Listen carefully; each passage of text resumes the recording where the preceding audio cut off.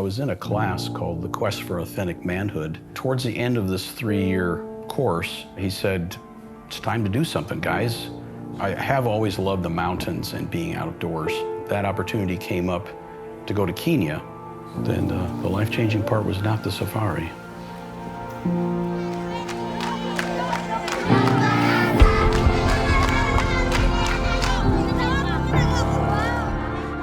So on that first mission trip, we went to these 2 different churches and these 2 slums in Nairobi and really built some strong relationships with the people there.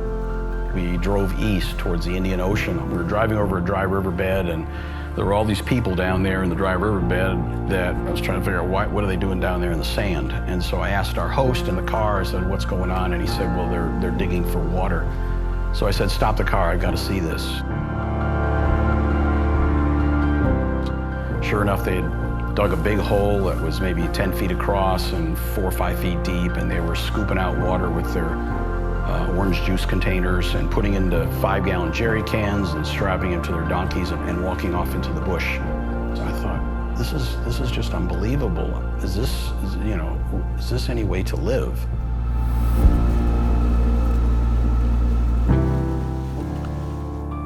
The moment we touched down in Houston, I wanted to go back.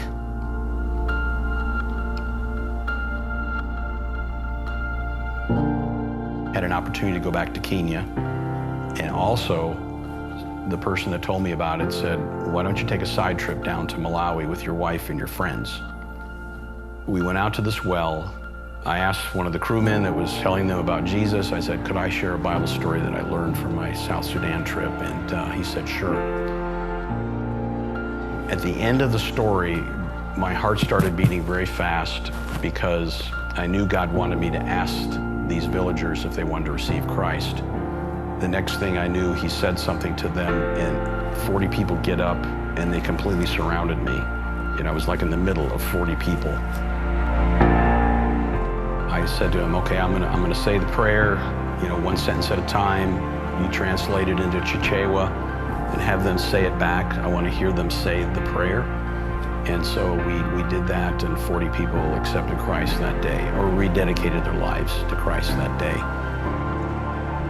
That was that's in the top 5 most impactful moments of my life. And it was incredible. The flight from Nairobi to London, I sat down on, and the guy that sat next to me right after I sat down said, what were you doing in Africa? And I told him my experiences on these four trips. And after 10 minutes of talking, I finally said, well, what were you doing in Africa?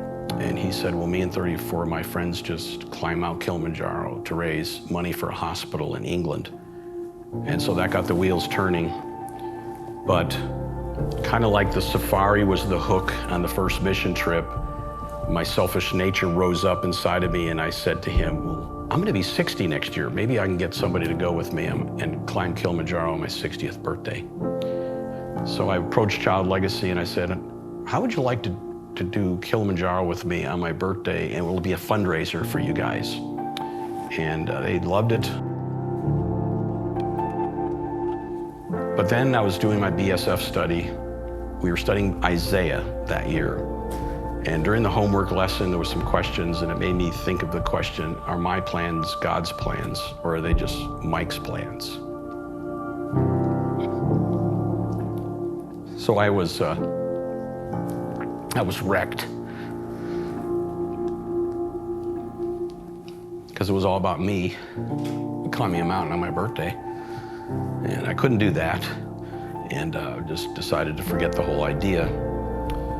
But then God started working on me, bringing back memories of the people digging holes in dry riverbeds and all that sort of thing, and sharing Christ with the villagers of Malawi. And I thought, well, I could still do it, but I couldn't do it on my birthday. I didn't want it to be about me. We moved it off my birthday, and we went and made the first climb of Kilimanjaro in 2011. And since that time, I've taken a total of 11 teams We've raised $2.5 million and impacted 4.5 million people. So it's pretty staggering. I mean, God lined everything up, right? One step after another, leading to another step. You know, when opportunities come before you, unless there's some reason, compelling reason not to do them, God wants you to do those things because He's leading you on a path for something, for that thing, or maybe it's just a stepping stone to another thing, and finally He takes you and brings you to what He's called you to do. And I see my whole life as that. Habari gani?